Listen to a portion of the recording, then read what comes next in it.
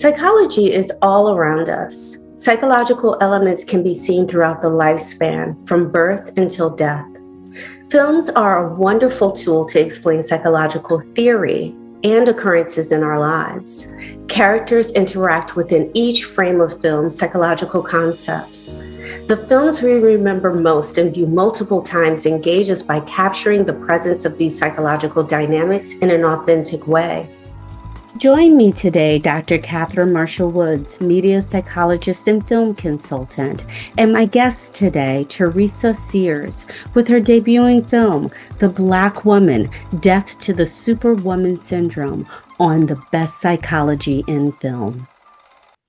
Hello, everyone. Welcome back to Best Psychology in Film. Today, we have the beautiful privilege of speaking with Trease Sears, who is the filmmaker behind the movie, The Black Woman, Death to the Superwoman Syndrome.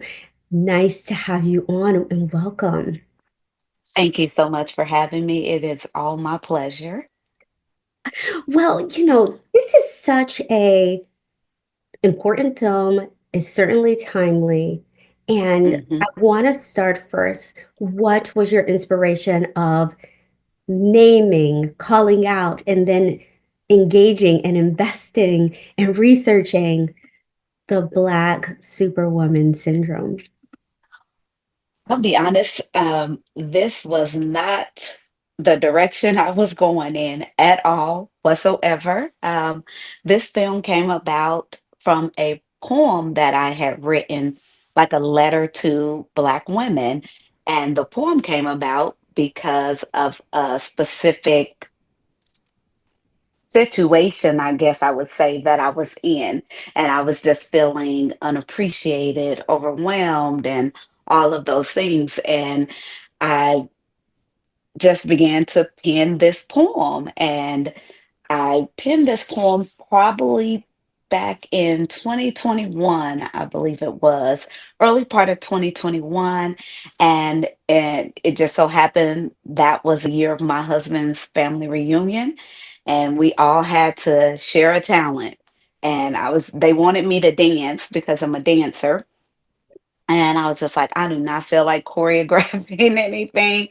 I said, I'm just gonna recite this poem that I wrote earlier this year. And when I say there was not a dry eye in the place, and so many people came up to me afterwards and was like, I just felt that in my soul. You just really embodied everything that I'm going through and how I feel on the inside. You put words to it.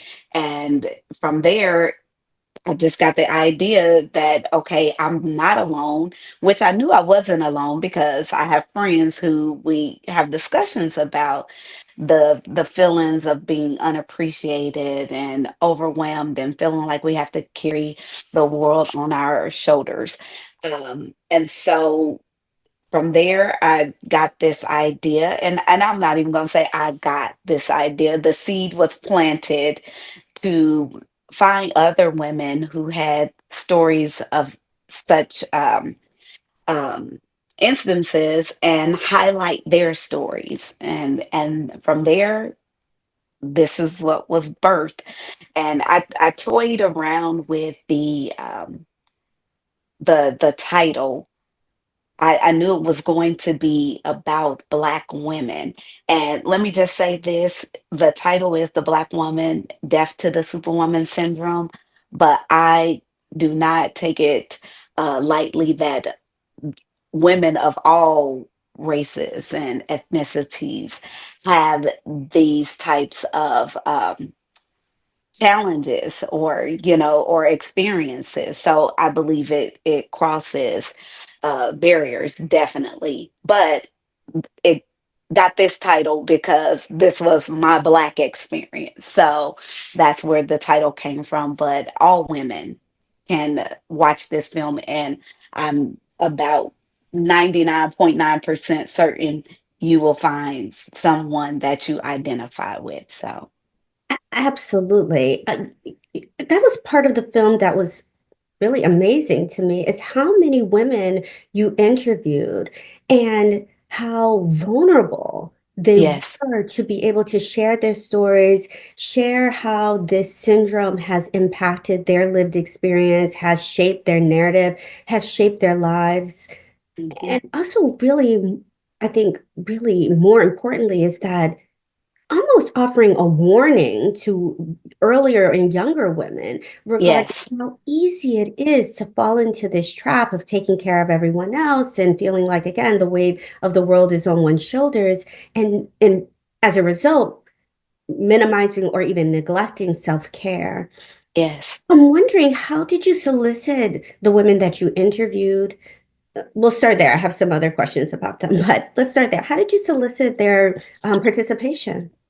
A lot of these women, I knew of their stories. I knew of some of the challenges that they've had, and I see them operating in this gotta be everything to everyone type of syndrome. And I just reached out to them and said, "Hey, this is what I'm doing. Would you be willing to share your story?" And I also knew because like I said, I did the poem in 20 summer of 2021, and I didn't actually start filming until November of 2023. And so I really had like some lived experience.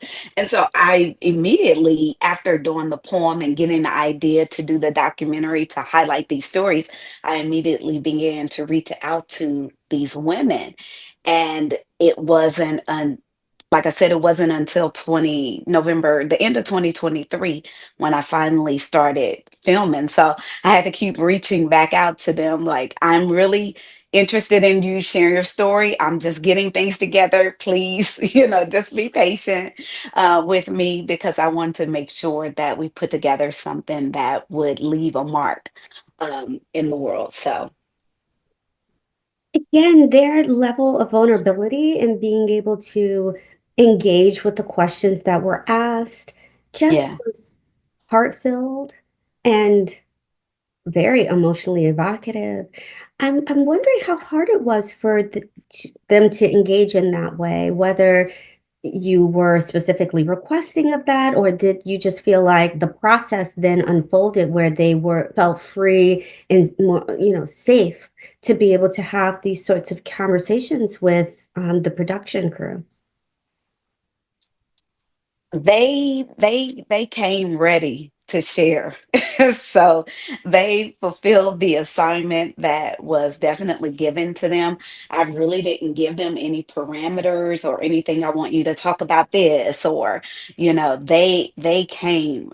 We were on set amazed as these stories began to unfold. um, One of the things that I did do, I sought out a all black female crew, which was very difficult, because it was very difficult to find black women in some of the areas that we needed crew for. And but we did it, and they were all younger. So most of the women that I interviewed were 40 plus.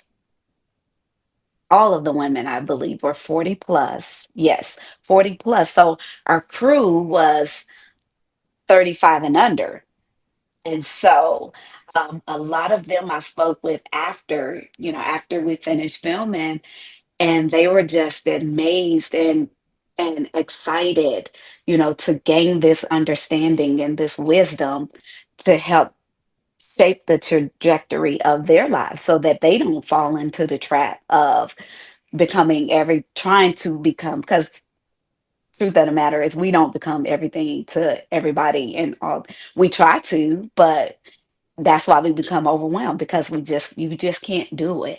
And so some of those young ladies that were part of the crew were just really grateful to be a part of the experience and learn those lessons now, so that they don't have to be 45, 50, 60 plus trying to undo all of the things that they've allowed to shape their lives up to that point. So, That is an interesting way you're describing it, as an undoing. There is a psychological defense mechanism that's called undoing. Hmm. When an individual experiences something and actually engage in doing something, and they say, I don't like that. It doesn't sit with my soul. It doesn't sit with the Uh-huh. understanding I have of myself. And therefore, I'm going to attempt to undo it.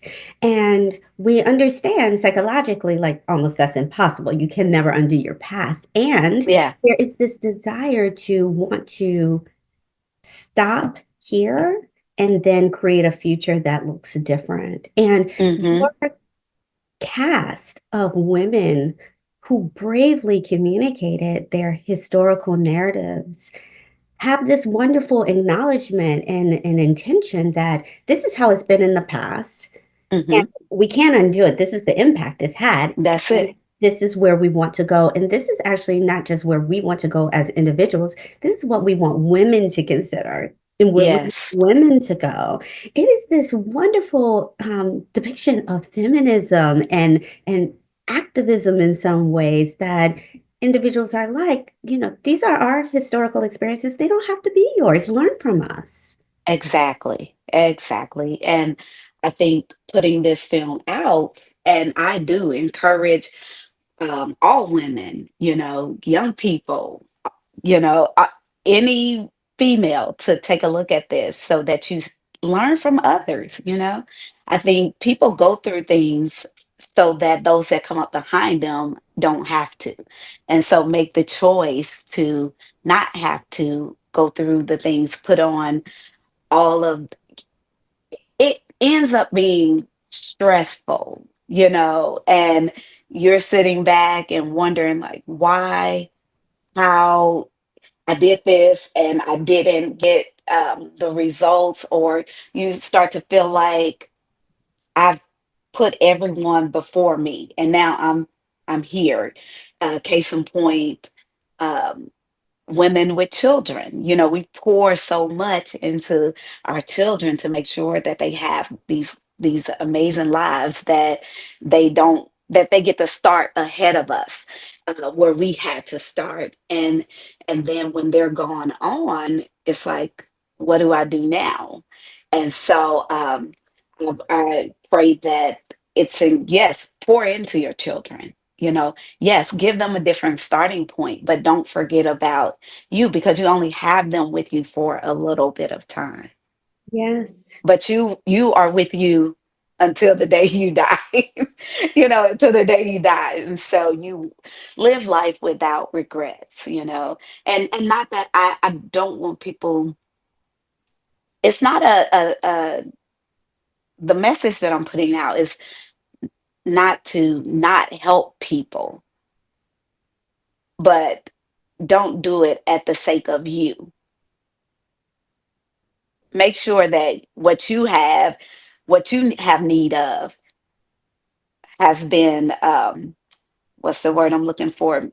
Make sure that your needs are met so that you can effectively be of a help to someone else. And I think when we focus on what our needs are, it becomes a little easier for us to say no, especially when it's things outside of our capacity. We just take on, take on, take on, take on. Because if we don't, I call it, yes, Superwoman syndrome, God complex, whatever, like, oh, it won't get done if I don't do it. Mhm. And that is not the case. They will find someone else to do it. And it's okay if something doesn't get done. And it's okay if something doesn't get done. But I think we also have this some of us have this need to feel needed.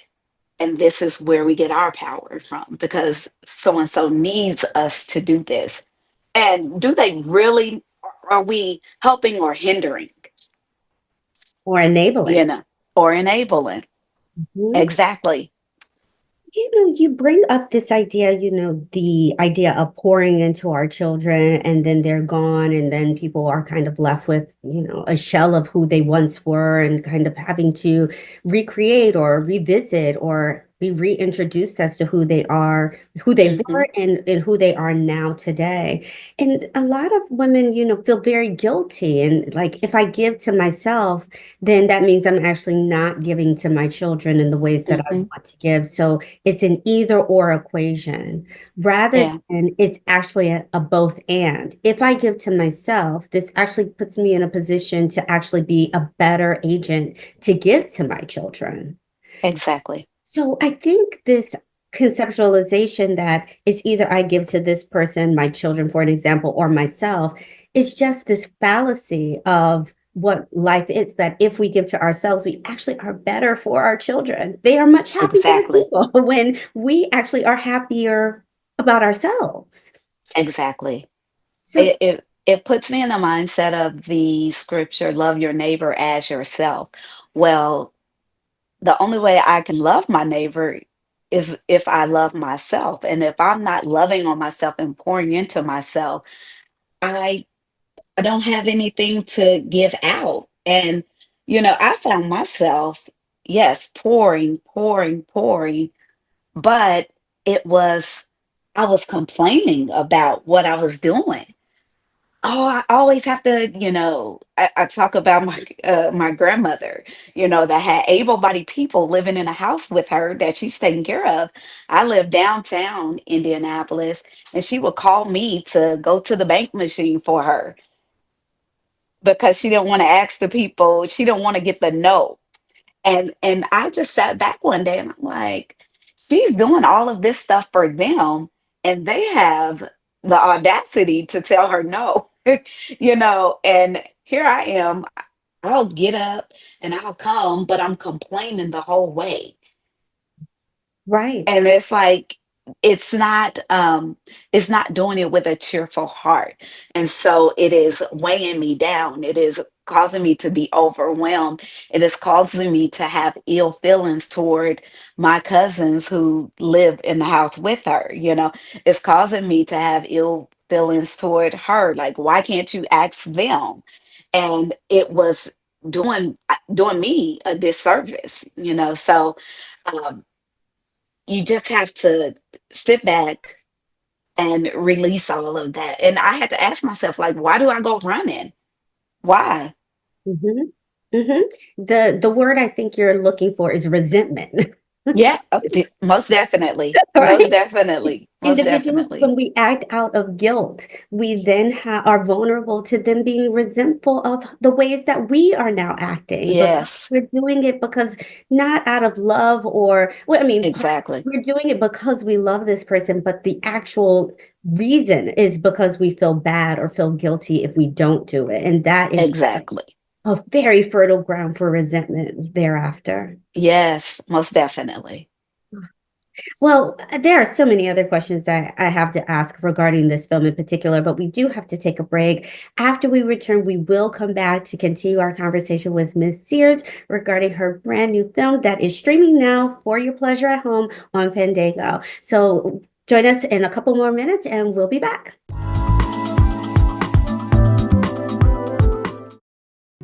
I didn't know it was possible to secure a fellowship at an Ivy League school, but UDC helped me achieve that. I never dreamed having this career was possible until UDC. Find your possible. Visit udc.edu/possible to learn more.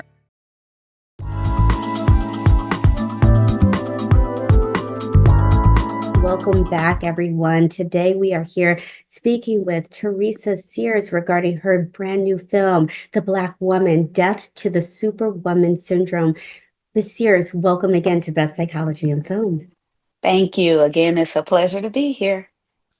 Your film is streaming on Fandango, and it is a documentary film talking to real women regarding their real lived experiences, regarding feeling this syndrome that we consider to be a Black woman experience of really feeling responsible to the people we care about and love Hmm. at the risk of actually neglecting our own selves, our own desires.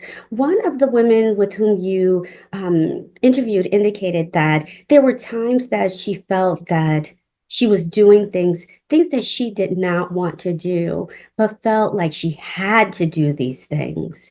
And I Hmm. wonder, for our audience who may or may not have seen your film yet, how familiar of a tale is that? I mean, we spoke a little bit about how we act maybe out of guilt and that creates resentment. And you actually have had that experience as well. But for the women who you interviewed, which are numerous women, how Hmm. familiar was that to their stories that they had to share?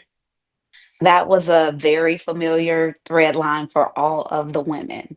They felt like they had to do the things that they had to do because if they didn't, they were not going to get done. And they just had to be that strong person for their families. I'd say out of the 9 women that I interviewed, all 9 of them, 100% felt that same um, feeling of, I have to do this. Nobody told them that they had to, but they just took on that responsibility because that is what they saw, you know, whether it was their mother or their grandmother doing everything for the family, and some of their grandmothers had passed away. They felt like they had to be the ones to pick up that mantle and move forward. They became the person that everyone in the family called on, and I'd say 100% of them felt like they were doing the things that they were doing because they had to do them. In the description that you offer for this film, you indicate revered yet overlooked, envied Mm. yet underestimated. She navigates a complex landscape. Can you share more about this dichotomy that happens that on one hand, Black women who are experiencing this syndrome are revered, they are envied, and they are equally overlooked. They are equally underestimated. Can you share a little bit about how people are holding both of these aspects of perception? Oh yeah, definitely. I felt like, or I have experienced feeling overlooked, and um people, I'll say for instance, events. I do a lot of events in Indy, but there are so many, I'm well known in Indianapolis, but it's almost like the events that I do do not equate to how well known I am sometimes, it's people, they are, how can I say this? They know you. They tell people they know you, um, but they don't show up for you, Mhm, kind of situation, Um, again, like I said, well known. My husband and I, well known in the city, um, but well known, held to high regard, but sometimes not as supported, you know. Um, and the women that are in the film, most of them feel the same way. Most of them are well-known persons in the city of Indianapolis, but the support level is not there for them. Um, People tend to think, "Oh, they got it. mhm, They mhm, don't. They don't. They don't need our help." mhm, A couple of the women own nonprofits, um, and nonprofits always need support, whether it be showing up, whether it be participating, whatever, funding, whatever the case may be. And a lot of times they are left to just figure it out themselves because they are so well known. It's, oh, they'll get it. I don't mhm, have to do anything, but you want that help. I want you to help me, but I don't want to pour anything into your organization, or anything else. I want you to help this person that I send your way, but I don't want to sew $10. I don't want to buy the ticket, or I don't want to, um, I definitely think being connected, people do try to figure out how they can connect with you, and what they can get from you, because they know that you're going to get the job done, you know. um, I and then a lot of those women that I've interviewed, they do the work. They do the work without the accolades, without the awards, without the um, great jobs, the appreciations. They do the work, and this is even for community, for their own personal families, and it could, and not that people do things to be acknowledged, but honestly, sometimes it feels good to be acknowledged that your hard work and your effort is not going unnoticed, especially when you're doing things for other people, you know. It is wonderful that this film provides the opportunity to celebrate these women, celebrate Yeah, all of what they've done, celebrate their accomplishments, and, and importantly, acknowledge what price they've paid yeah, to have the life that they have now. yeah, What do you think is next for these women who were able to identify this syndrome, identify that, in fact, they're infected? And what now, that this is such on the surface of consciousness? Do they continue to engage with the, Superwoman syndrome and saying this is just the way life is? Did you feel like the individuals that you interviewed became inspired and said, new boundaries are going to be created? yeah. So you don't have to continue along this walk of path. What did you find? Well, I think we all left inspired to do something different. But as you may know, change is hard. Don't say. And it's so easy, it's so easy to just fall back into the routine of things, and to change this, we're talking women who are 40s, 50s, 60s. They've been doing this for, 30, 40, 50 years. It's kind of hard to change that. And so we have done I'm really trying to keep us coming together with different events. We just did a retreat, back in a women in wellness retreat back in the end of February, beginning of March, and we have another one coming up in October. So just really try to be accountable to one another, and we have great news. We're going to start filming part two of the documentary in November. So it will be 2 years from when they shared their stories, just to kind of see where they are now. And the title of that documentary, the pinned title right now, we have a pin in it, is The Black Woman Healing and Thriving. And the prayer and the goal is for all of the women to have burned the cape and left it burned.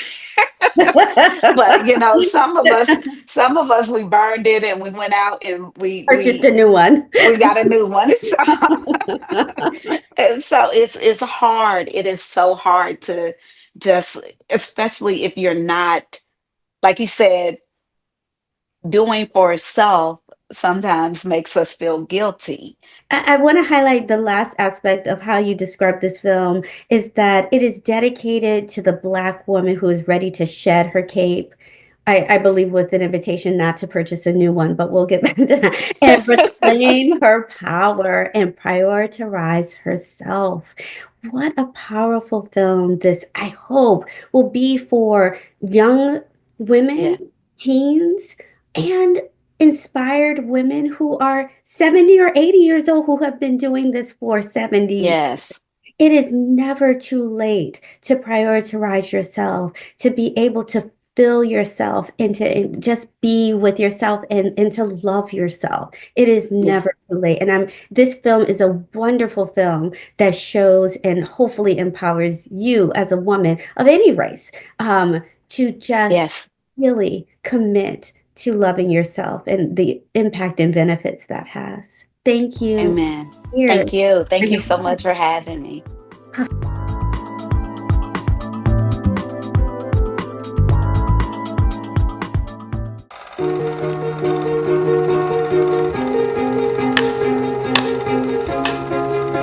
Superwoman syndrome. Superwoman syndrome. I never even knew I was in this syndrome. I was just doing what I was taught and what I saw. I'm a mom, I'm a wife, I'm a daughter, I'm a friend, I'm an employee. You know, she has to take care of her family, wear all these hats. She can't get a break because if she takes a break, she feels like she's gonna let somebody down.